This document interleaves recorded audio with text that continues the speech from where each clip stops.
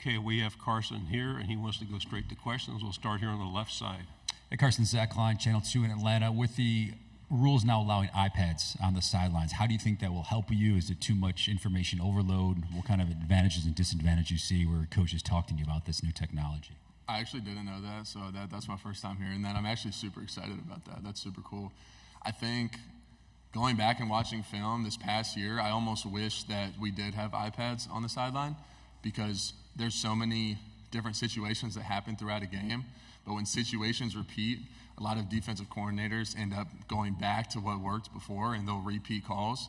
So, being able to see those things and maybe even having like a little I guess you have like one step, or it feels like you might have one step on a defensive coordinator. If you see the look before, if something doesn't go right, they might go back to it, which happened a lot in our games this past year. So I think that'll be super cool to add that and be able to see that. Second row on the right. Carson, Corey LeBounty with WNSP 105.5 in Mobile, Alabama. In 2022, you were a backup in the national championship game, and in 23, of course, you were a 14-game healthy starter. Talk about your progression as a quarterback and being able to stay healthy, how important that is. Yeah, I think when you have such a good offensive line, I think we have a very strong offensive line, one of the best in the country, if not the best, in my opinion. It helps me to be able to stay healthy. But as far as the quarterback goes, I think over the course of last year, if you go look at game 1 and then you go look at game 14, it's not even the same quarterback. And then, making the decision to come back this year, I'm excited to see what the progression from game 15 to whatever X amount of games we might play this year is going to look like. Each game, more confidence gets built, and that repetition continues to happen. You just become more comfortable within your offense and with your teammates and during the game. So very excited to see that progression, continue to unfold. Left side, back row. Dan Peck, ESPN 106.7 in Auburn. A couple of your top targets from last season are in the NFL now, Brock and Ladd, among others. Who do you anticipate stepping up among the wide receivers and tight ends this season? Yeah, I think there's so much depth on our offense and there's so much talent that there's not one or two names that I could really pronounce right now. I'm actually, which makes me excited as a quarterback. I'm very excited to see who those guys are going to be that step up and make those big-time plays and those big-time moments. We have a lot of big games coming up this year, so who's going to step up? Who's going to be that guy? Who's going to be the go-to guy? Or is there one? Is everybody, going to, contribute equally, which is kind of what we saw last year. There's a lot of guys that stepped up in different games and contributed, so super excited for, the depth that we have and all the talent that we have on offense. Front row, right side. Carson, Eric Bailey with the Tulsa World. For Oklahoma's football team and Oklahoma fans, can you describe how tough a road game is in the SEC for Oklahoma? And also, what is the toughest road game you've played in the conference? Yeah, obviously playing on the road in the SEC is very difficult. Every single game is going to be packed out, And, being a top team in the country like we have been these past couple of years, they're going to show up and they're going to give you your best, Every time we walk into a stadium, we know that we're going to get their best, and we know that that stadium is going to be packed out. It's going to be loud. It's going to be difficult. There's going to be communication problems, but, you handle that in practice. You practice that, and then once you get in the game, you're comfortable with it. But obviously an SEC schedule is very difficult. I'd say the hardest road game was my first one, was at Auburn. I'd never been on the road before as a starter. Obviously, I had experienced road games from the sideline, knowing how loud it is, but it's different when you're in the heat of it, when you're thrown into the fire and you have to be the one to distinguish the fire. So, but I'd say Auburn, that was definitely, it was very fun. I'll say that, although difficult, very fun, and I definitely enjoyed playing at that stadium. Left side, and then pass it to your left. Okay. Tyler Shaw with KBTX and College Station. Texas is another team joining the SEC, and they're on your schedule. Just kind of how much are you looking forward to welcoming them to the league? And then in the past, in the Big 12, it was a penalty for horns down. The SEC, that's not the case. Is that kind of popular horns down gesture, something you and your teammates would maybe like to utilize? I think Coach Smart would be upset if we did that. We'll stay away from that one.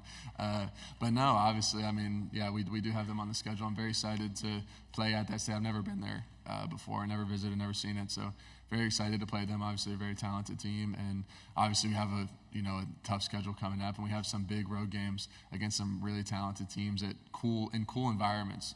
So I'm always excited to go on the road and experience someone else's environment. And yeah, I know we have a good schedule coming up. I'm excited about it. Right side of the aisle and then pass it to your left. Jeff Howe, Horns 24/7. Carson, apologize for another Texas-related question, but Bill Norton was a teammate of yours for a couple years at Georgia. Don't know if you still talk to Bill, how well you got to know him while he was at Georgia, but just thoughts on Bill as a person, a player, and what kind of player is Texas getting with Bill Norton?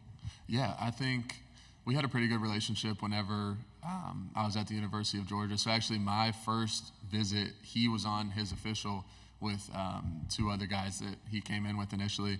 So that's actually one of the first people that I met at the University of Georgia. But I think he's a great player. He's a great guy. We always had a good time whenever we were together. So Left side of the aisle. Hey, Carson, Dean Legge from Dawgcast. You've got some ink on your left leg that says "Sky's the limit" with this. I think the shuttle. I don't know if it's Challenger or what. Why'd you go with that, and what's the semblance for you? Yeah, I think it's self-explanatory for me. Like sky's the limit is like there is no like as far as like progressing and getting into like where I want to be. Like there is no limit, you know. So like if you shoot for the sky, there is no ceiling, you know. And I feel like that's kind of how I try to approach my game and even myself as a person, is that if I said the sky is the limit, right? I mean, it's kind of self-explanatory. There isn't a limit, you know? It's going to be never-ending progression, and you're just constantly trying to chase that. Third row, right side. Mason Young with the Tulsa World. Carson, now having the experience that you have of being a starter in this league, any advice for other quarterbacks now coming into the SEC for the first time about what it takes to excel as a quarterback in this league? I think the biggest thing is preparing, you know. For me, what gives me confidence is my preparation. So if I prepare the right way on Monday, Tuesday, Wednesday, Thursday, Friday, and then I'm confident going into the game because I don't have anything to worry about. There's no flaws, there's no this. Like I might need to look for this look or look for that, but I think having that preparation aspect is going to give you confidence once you go into the game because it's going to be difficult. Like it's not going to be easy. No matter what week it is, you're playing a talented opponent with a coach that is going to have his players well prepared for you.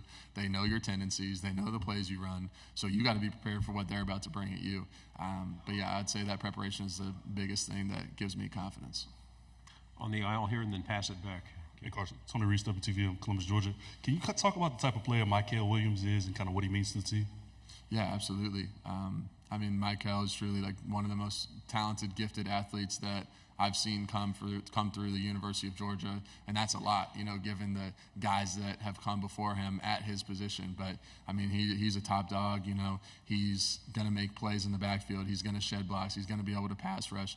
And him having that ability to play on every single down and have such an impact that he has is what makes him such a great player. And then beyond that, the guy that he is, the person that he is beyond the football field makes him even better, in my opinion. So, no, he's a great guy.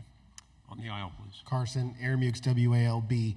You're obviously a confident guy. How have you been able to balance that confidence now in year two as a starter, Heisman Trophy candidate, and not gotten overconfident at this point? Yeah, for me, I like to, you know, put my focus on the team around me and focus on what's actually important. You know, when you focus on the team and you really put other people before yourself and you are selfless and you focus on your wide receivers, you focus on the O-line, you focus on the tight ends, you focus on the defense, you focus on the team as a whole, it kind of takes all that, you know, outside noise and pressure of these individual awards and individual statistics, and it puts it on, okay, let's win this week, and then let's win the next week, and then so on and so forth. And when those things happen and you can focus on the team and everybody on the team is on that same mindset, that's when those individual, you know, kind of awards start to happen. So, like I said, just focusing on the main thing and keeping that the main thing. Final question, left side. Trevor Denton, Way 31. Carson, Nick Saban was just talking about you on the SEC Network broadcast, saying that he knows you well from when you were committed there. How close were you to joining Alabama, and kind of what's your relationship like with Coach Saban? Yeah, obviously I was committed there. I want to say it was my sophomore year of high school to just after my junior year going into my senior years when I decommitted and committed to Georgia. I'd say I have a great relationship with Coach Saban, obviously one of the best, if not the best college coach of all time. You know, his demeanor, the way he approaches the game, his intelligence level towards football, the respect that he demands from his players. I think we had a great relationship. Obviously, I never got to experience him actually being a coach, but from what I've heard and from what I was able to see in building a relationship with him, I mean, he's an amazing coach and an amazing person as well. Carson, thank you very much. Thank you.